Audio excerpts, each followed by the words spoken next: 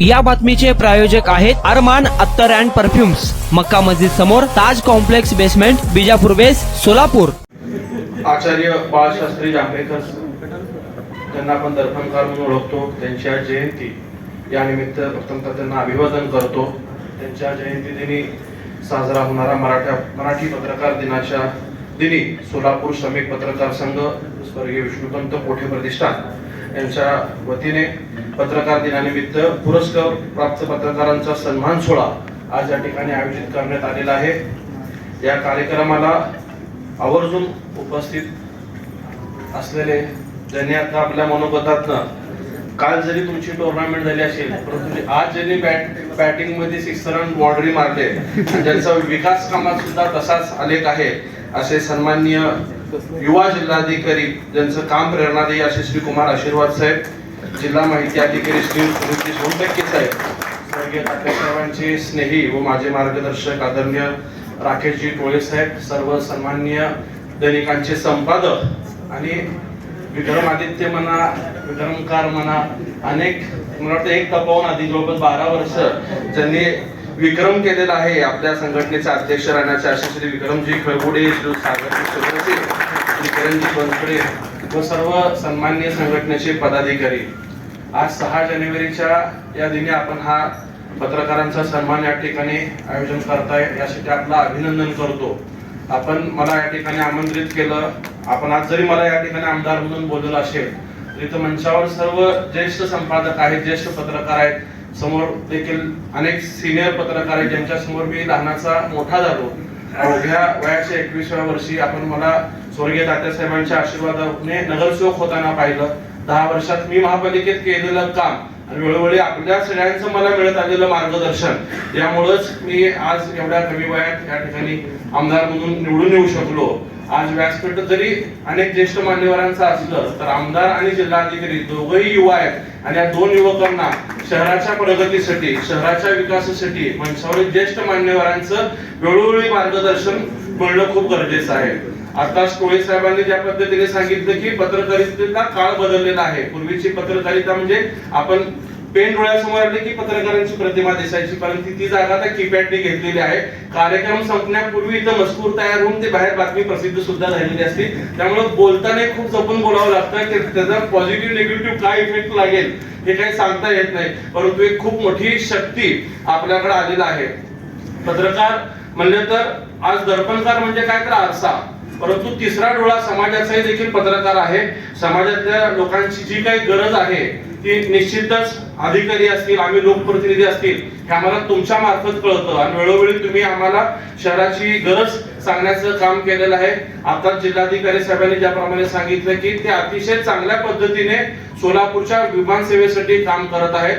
मी आताही व्यासपीठावरती बोललो की विमान सेवेचा प्रश्न केवळ तुमच्या प्रबळ इच्छाशक्तीच्या पाठपुराव्यामुळे पूर्ण होत आहे. एक युवा जिल्हाधिकारी आपल्याला आपल्यामुळे हा विषय मार्गी लागत आहे. आज देखील सायंकाळी 5:30 वाजता मुख्यमंत्री देवेंद्रजी फडणवीस सोलापूर विमानतळासाठी, राज्यातल्या सगळ्या विमानतळासाठी बैठक होणार आहे, परंतु आपले जिल्हाधिकारी साहेब देखील त्या ठिकाणी उपस्थित राहून आपल्या शहराचा प्रश्न उठवणार आहेत. आणि आदरणीय मुरलीधर मोहोळ साहेब सुद्धा आपल्या विमान सेवेसाठी पाठपुरावा करतायत. आम्ही ज्यावेळी 4 तारखेला सागर बंगल्यावरती साहेबांकडे होतो, मी आणि मुरलीधरांना आम्ही एकत्रित जेवण केलं. जेवताना मुरलीधरांना आवर्जून सांगितले की 23 तारखेला आपल्याला सगळ्या आमदारांना सोलापुरातून मुंबईला विमानाने पहिल्या दिवशी यायचं आहे. म्हणजे इतके कॉन्फिडंट ते आपल्या 23 तारखेसाठी होते, परंतु काही टेक्निकल अडचणी जी आहे ती फ्युलच्या बाबतीत निघाली आणि ती लॉंग टर्मचा विचार करून ते होणं पूर्ण गरजेचं आहे. आणि यासाठी त्वरित जिल्हाधिकारी साहेबांनी संबंधित पेट्रोल कंपनीशी, नागपूरशी सगळा पाठपुरावा केलाय. 1-2 महिन्यात विमान सेवेचा सुद्धा प्रश्न निश्चितच मार्गी लागेल हा विश्वास वाटतो. परंतु जी सोलापूरची विमान सेवा ठराविक लोकांना मदत होणार आहे, परंतु पाण्याचा जो विषय आहे तो शहरातल्या सगळ्या नागरिकांना मदत होत असताना त्याच्यातही जिल्हाधिकारी साहेबांचा आपल्याला खूप मदत मिळत आहे. लँड ॲक्विजिशनचं काम परवा विखे पाटील साहेब आल्यानंतर त्यांच्याशी चर्चा झाली. दुसऱ्या दिवशी त्यांनी नोटिफिकेशन काढलं, म्हणजे इतक्या क्विक ते काम होत आहे. 3-4 किलोमीटरची जागेचं काम संपल्यानंतर ते काम पूर्ण होणार आहे. ज्यावेळेस महापालिकेच्या आयुक्तांना मी मागच्या आठवड्यात भेटलो होतो त्यावेळेस त्यांनी सांगितलं की काम पूर्ण होत आहे परंतु पेमेंट अद्याप मिळालेलं नाही. जर ते पेमेंट देखील मिळालं तर पुढच्या गोष्टी आपल्याला सोप्या होतील आणि आपण यासाठी मुख्यमंत्री साहेबांकडे पाठपुरावा करावा अशी त्यांनी विनंती केली. याबाबत मी आणि सचिन दादा आम्ही एकत्रितपणे आदरणीय देवेंद्र फडणवीस साहेबांना भेटणार होतो परंतु तिघांची वेळ एकत्रित जमली नाही. परंतु दादा मुंबईत असताना मी सचिन दादांना विनंती केली की दादा आपण काही करून साहेबांना बोला की दुहेरी पाईपलाईनचं काम वेळेत पूर्ण होण्यासाठी ही रक्कम मिळणं गरजेचं आहे. आणि मला सार्थ अभिमान वाटतो की साहेबांनी परवा दिवशी याबाबतची बैठक जी झाली वित्त आयोगाबरोबर महाराष्ट्र शासनाच्या वित्त सचिवांना त्यांनी निर्देश दिले की दुहेरी पाईपलाईनसाठी जे 90 कोटी रुपये लागणार आहे ते रिलीज करावे म्हणून. आणि काल शिखर परदेशी साहेबांशी माझं बोलणं झालं. त्यांनी सांगितलं की नगर विकास मध्ये फाईल आहे, आज उद्यामध्ये ती फाईल मागवली जाईल आणि त्यालाही मंजुरी दिली जाईल.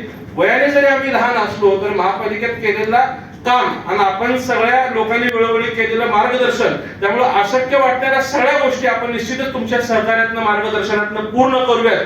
पत्रकार बांधवांचा जो घरकुलाचा विषय देखील आहे त्यासाठी वेळोवेळी सचिन दादांनी देखील एक पाऊल पुढे राहून आपल्याला मदत करण्याची भूमिका ठेवलेली आहे. दादांच्या सहकार्यात त्यांच्या मार्गदर्शनात मी तुमच्या सोबत असेल. आता साहेब बोलल्यासारखं की आम्ही देवेंद्र फडणवीस साहेबांच्या जवळचे म्हणजे मी नेहमी सांगतोय की साहेबांनी माझं पालकत्व घेतलेलं आहे. आता पालकत्व म्हणजे काय तर वडील आहे. मी वयाने देखील लहान आहे त्यामुळे मी जाऊन तिथे वेळप्रसंगी बाळ हट्ट करेल की साहेब आमच्या सोलापूरची ही कामं झाली पाहिजेत, आमच्या सोलापूरच्या पत्रकार बांधवांची ही कामं झाली पाहिजेत आणि ते आग्रह त्या ठिकाणी धरून आपण या ठिकाणी काम करून घेऊयात. देणारा खूप मोठा आहे, देणाऱ्याची इच्छाशक्ती देखील मोठी आहे. त्यामुळे आपण जास्तीत जास्त मागून आपल्या सोलापूरसाठी त्या ठिकाणी करून घेऊयात. साहेब या ठिकाणी आज पत्रकार बांधव आहेत त्यामुळे त्यांना एक गोड आठवण या ठिकाणी मला आवर्जून सांगावीशी वाटते की परवा दिवशी रात्री 12:15 वाजता सीएम साहेबांना मी एक मेसेज केला की एक साहेब असं पत्र माझ्याकडनं राहिलं, मी फॉलोअप घेतला होता पण तो मिळालेला नाहीये, तर उद्या सकाळी 10 वाजता कार्यक्रम आहे. 10 मिनिटात साहेबांचा रिप्लाय आला, मी अमुक अधिकाऱ्यांना सांगतो. ती वेळ होती साधारणतः 12:30ची. मला वाटतं आता पत्र उद्या सकाळी 10ला त्यावेळेस कार्यक्रम होईल का नाही मला शंका होती. कुणाला गिफ्ट द्यायचं असेल तर मग चला ना अरमान अत्तर अँड परफ्यूम मध्ये सर्व प्रकारचे ब्रँडेड अत्तर परफ्यूम एकाच ठिकाणी मिळण्याचे सोलापुरातील प्रसिद्ध ठिकाण अरमान अत्तर and perfume. Ajmal, Rasasi, Ahmedul Maghribi, Swiss Arabian यासारखे नामवंत कंपनीचे अत्तर अँड परफ्यूम मिळतील. इम्पोर्टेड गॉगल्स मध्ये पोगली, रेबॅन, एलबी, फरारी, गुची, आर्मानी आदी नामवंत कंपनीचे गॉगल्स मिळतील. रॅडो, रोलेक्स, आर्मानी, एपी, हुब्लोट या कंपनीचे लेटेस्ट इम्पोर्टेड वॉचेस उपलब्ध.